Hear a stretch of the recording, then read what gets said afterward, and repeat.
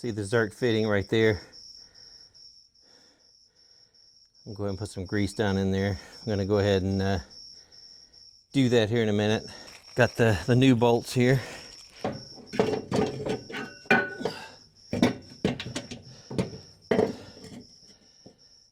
right, looks good.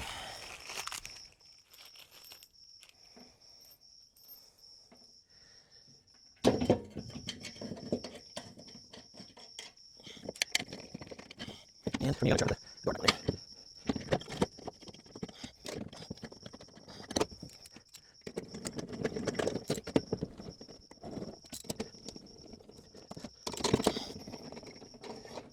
Snugged up a little bit.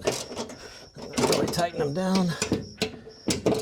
Always do as much of a star pattern as you can when you're tightening bolts or loosening them. So there we go.